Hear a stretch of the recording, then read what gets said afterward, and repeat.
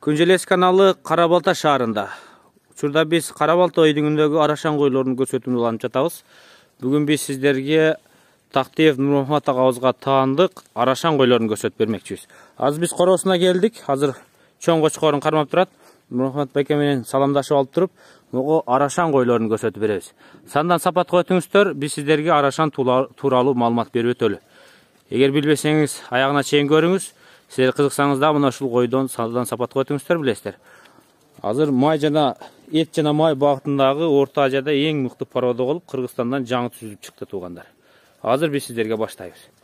Нурмухаммад агабыз мына ушул короо алдындагы койлорду кармап, ушун менен алектенет. Азыр кандайсыз байке? Алейкум. Алейкум ассалам.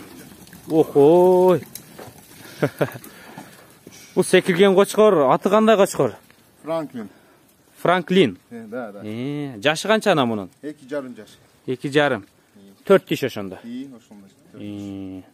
Муну мен Карабалтадагы выставкада көргөмүн. Сентябрда республиканский выставка болду го. Да. Ошондо мунун бою канча чыкты? 1 метр 2 сантиметр. 1 метр 2 сантиметр. Чемпион, да? Чемпион. По высоте. По высоте чемпион. Боюн бийиктиги боюнча чемпион. 4 тиштер арасында. Салмагы канча чыккан ошон? 166 килограмм, по весу второе место взял. 166 килограмм чыгып туруп, салмак боюнча 2-орунду ээлеген 4 тиш кочкорлор арасында. Ошол кезде кандай куут мезгилинде болгонбу же или стойлуу режим болду тогда? Жок, постоянно үйдө. Койлор менен. Да, койлор. Постоянно жүрөт. Ошондо куут мезгилинде болгон экен сентябрда. Ат корумга койсоңуз канча килограмм чейин барат? Я думаю, килограмм 200 болот да. Так, эми линиясын... Запас бар, да? Запас? Запас бар. Сейчас 180 пойдет, да? Смело. Смело, сейчас. Живой вес. Живой вес, да. Живой вес. Ну, эми арада анча-мынча орусча сөздөр болуп кетет. Эми баарыңыздар эле орусча түшүнөсүздөр. Азыр мен кулактарын көрсөтүп коеюн. Негизи арашандын кулагы узун, башы чоң, көкүрөктөрү кенен, анан боюнун бийиктиги да бийик болот. Бул койлорду салмак, экстерьер, сырткы көлөмү боюнча азыр май жана эт багытындагы эч бир породадагы кой жеңип өтө албайт. Кулактарынын узундугу канча сантиметр? 22 сантиметр. 22. Эми линиясына токтололу. Линиясы кандай? Я брал его у Ришат Габазова, да, линия. А выходил он ягненком от Тимур Байки. Тимур Байкен. Да. Ягненком оттуда выходил. Линиясы бар Тимур Байкеге такалат. И... Мына караңыздар. Бу светло-рыжий өңдө. Щетка. Кылдуу жүн, тыбыт эмес. Көрдүңүздөрбү мына ушул чоң кочкор. Сурагандар барбы? Сатайын дебейсизби? Пока не думал еще об этом. Но если хороший бас берсе, беребиз да. Уже канча жылдан бери коюп атасың койлорго? В этом году первый раз я его. Только пустил, вот бют матка покрыл я. Только өзү бир гана. Да. Эми коюп жиберсеңиз да болот кочкорду. Эми койлорго өтөбүз. Фарис байке азыр менин жанымда Карабалтадан тосуп алды. Мындан чыгып Фарис байкенин да сарайына барабыз. Азыр койлорду биз моинтип айландырып коелу. Арашан койлору. Негизи көпчүлүк сурайт. Арашан менен кисардын айырмасы эмне деп.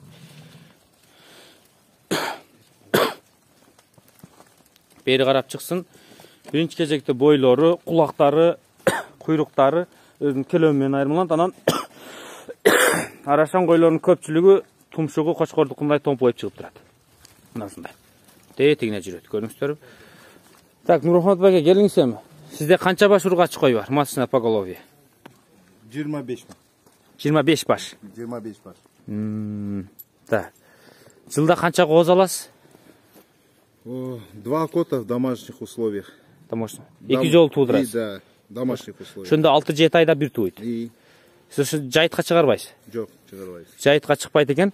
Эгер жайтка чыкса 1 жылда 1 жол болуп калат, Да. Один раз будет. 1 жылда 2 жолу болсо, койлор тез картайып кетпейби? Ну, пока жок. Нормально же.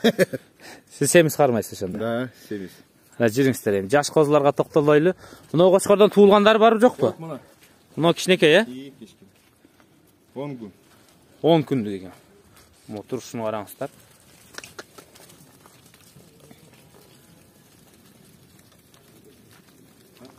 Мына койлорду караңыздар.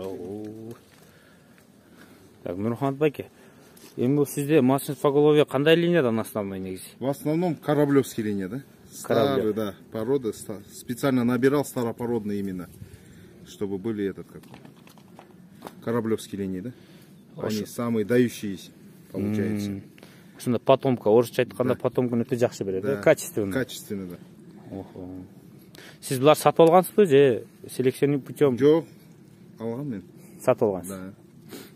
Анан эми кичине эми жанагы доходко да келели ана ушуну карагандан кийин. Пока еще доход көрөлөк мен. Пока для души. Для души. Пока для души держу. Азыр мыногу ушул жылга токтолойлу. Мына ушул жылы мисалы эң кымбат козу кочкор. Вот такой 3-4 айлыктар сатып атасыз да. Эң кымбат канчага саттыңыз эми? $1000. $1000. $1000. $1000 туган көрдүңүздөр. 84 000, почти 85 000 сом. Эң артычы? Эң арты $300 я продал. $300. $300, да. 25-26 000, Да. где-то 30 000ге жакын болот. Бул деле базар баасынан 2-3 эсе кымбат болуп калабы ошондо? Да. Арашаң Вот таких продавал я. $1000. мындай, э? Да, да. Мындай козулар. $1000 сатып тур мына ушундай козулар. Биз бир аз сырколоп турабыз туугандар. Так көрүңүздөр, мына койлордун тумшуктарын көрдүңүздөрбү? Кочкордук мына чыгып турат. Арашаң койлордун өзгөчөлүгү 25 баш. Эми арты 30 000ден алды $1000 чейин быйыл козулар сатып тур. Эми андан кымбат деле саткандар болушу мүмкүн буга чейинки жылдарда. Анан буларга бир жылда канча чөп жыйнайсыз? Где-то 1,5. 1,5 миң. 1,5 миң. Бир жылга жетет. Жетет. И ячмень, арпа. Ячмень, потом кукуруза. Канча тонна камдайсың? 20 тонна. 20 тонна. Булар козуларын сатсаңыз актайбы? Конечно. Актаса керек да, конечно. Орточо ошондо $600-700 коз сатасыз. Да, сатабыз, да. $600-700 козулар сатылат экен. Эми муну дагы ошондо азыр маточный поголовье сатпайсыз, э? Да. Только эркек саттасыз. Только эркек кочкор болсо. Бирок жаш маточный поголовьедеги переяркалар кымбат болот, э, кочкорго караганда. Потому что маточный поголовье жакшы болуш үчүн ушундай кандуу линиядан сатып алып, азыр мына ушундай өтө кочкорлор гана эмес, азыр ургачы койлору да өтө баа болуп жаткан кези көрдүңүздөр да. Өтө прибылга дагы жакшы. Анан эми ушул койлордун линиясына да бир токтолойлу. Менимче эми арасынан сата тургандар барбы жокпу аны билбедик. Эми сиздерге үлгү катары көрсөтүп атабыз. Реклама эмес, сатыкка эмес. Нурмухамед байкебезден суранып, койлоруңузду көрсөтүп коюңуз деп анан сиздерге үлгү катары көрсөтөлү дедик.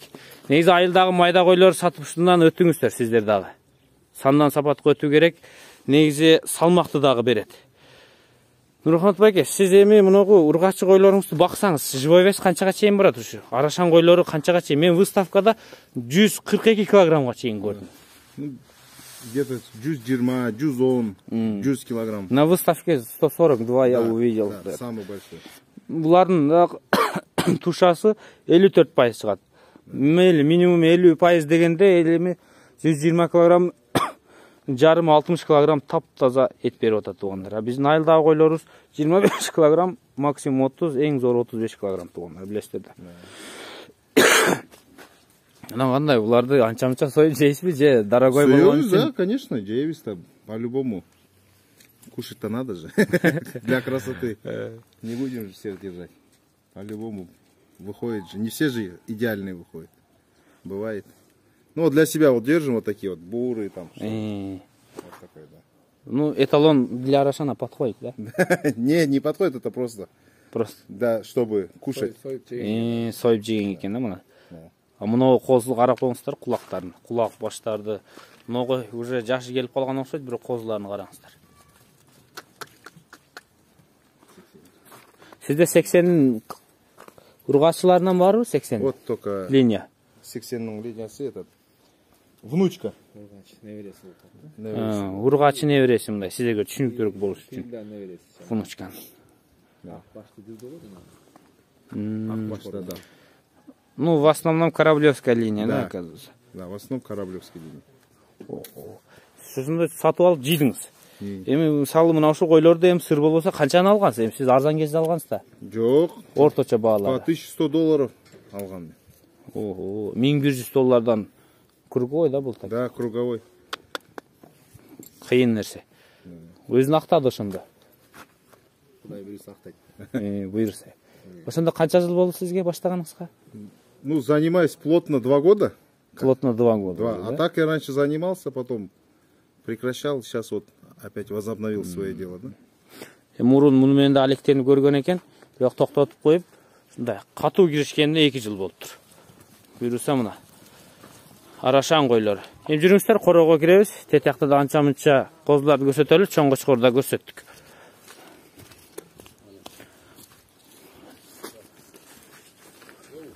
Они летом тоже здесь будет, да? Да, летом здесь будет. Мына могул жактан жем жейт экен. Азыр. Мына могул жактан турат экен.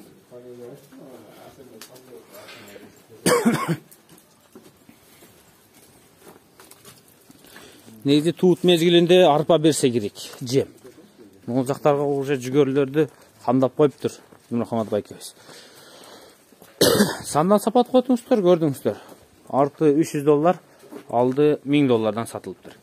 Вот, токтулар окшойт. Фарсбеке булар токтолсо керек, э? Токтулар, болсо козуга чыгар иши. Муногу козуга чыгар экен. 8 месяцев. 8 айлык. 8 ай. Так, габариттери кандай болду экен, мунун? Боюн өлчөгөн жоксуң го дейм, э? Да. Бою өлчү элек, кулактары 24, э, мунун. 24. 24 кулактары. Гулливердин небереси болуп калат. Внук Гулливера дейт, э? Да. Негизи Гулливерге окшош кетет экен, куйруктарды көрдүңүздөрбү? Гулливерден эле Кораблевский линия болуп калат, э? Билбейбиз. Пока неизвестно. Пока неизвестно. Эми Гулливер өзү атактуу кочкор болгон үчүн өзү отдельный линия болуп чыкты. Карап коюңуздар. Мына кочкор. Кирип көрсөтөлү. Нурмухамат байке, муну не кыласың? На продажу или надо покрывать, да? Да, на покрывать. Колго жакшы үйрөнүп калыптыр.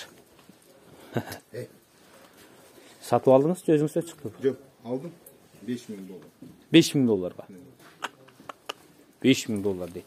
Эми кимден алдыңыз? Бул кимге барып такалат эми? Кимдин чарбасынан чыкты? Это Баха-Маевский. Оттуда я брал. Бишкекте. Да. Бишкекте. Ошо чарбадан алыптыр, $5000 алдык дейт. Бир аз алсыраак туруп турганда жакшы болмок. Вот пробником кинули вот. Попробуй, что дает, да? Мунулар покрывать этип турсун, да? Да. Попробник. Пробник, да? Пробник. Ошондо Кандай беришкенде бир көрөбүн деп, ошо эки токтуга кошуп. ооба, түшүндүм. Негизи бүт эле кочкорлорду алып келгенде сразу бирдекиге коюп көрөт экен, жакшы маткаларга, жаштарга кандай берет. Анан жакшы берсе уже баардык коюна коёт экен. Мындай муну эми селекция кылыш үчүн бир жыл ойлонуш керек экен да. Бир жыл эрте жүрүш керек. Мисалы кийинки жылы же кийинки жазда кандай кочкор коем деп уже бир жыл алдын камдана баштайт. Мына экөөнө коюптур муну. Арашан токтулар. Баштарын карап коюңуздар, кочкордун кандай тумшуктары домпоюп турат. Биз эми сыртка чыктык. Продажага эмне бар анан, Мухаммат байке? Вот продажага переярка вот. Экөөбү? Жок, бирөө. Кайсысы? Вот, мол. Много, э? Переярка. Если не секрет, баасы канча? $1,500. $1,500. Шашылыңыздар, туугандар. А бул линиясы кандай? Тоже Бахадан алган. Маевка Баха байгинен алгансыз, э? Бул мына кочкордон токтоптур. Өзү мына Баха байкенин сарайынан чыккан жакшы токто экен, переяркалар. Двухзубовый, да? Да, двухзубовый. Эки тиштүүлөр, токтулар. Блондина, братишка который. Булар 2021, э? Да. Туулгандар. Алганда эметтирип. Так. Караңыздар. Коз кочкорлор бул Өзбекстанга сатылыптыр, өзбек туулгандар азыр алыптыр мына ушуларды. Охо. Бул сиздин чарбаңыздан, э? Биздин койдон. Бул жактын өзүнүн чарбасынан экен. Канча айлыктар булар? 7 айлык. 7 айлык козлар. Так. Линия, отцовская линия. Бул 80дин баласы. Артында 80дин баласы. Небереси. Небереси болуп калды экен ошондо. Бирок окшош кетет экен. Потому что бул 80 деген кочкорду мен көп жерден көрдүм, то есть балдарына. Буттары жоон, ага 1 жашка чейин бою кичирээк болуп кийин чоңоюп кетет дейт. 1 жылдан кийин страшно чоңоет дейт, жоон. Костяк, сөөк жакшы чыгат дейт. Берки деле ошондой. Belki 80'lik эмес бул. Башка. Бөлөк кочкорлор. Булар Өзбекстанга сатылыптыр. Мухаммадбеке буларына басым берсек болобу? Вот. По $700. Уже продали. Продали, да. Өзбектер алды, акчасын которду. И уже все. Узбекистанга кетти.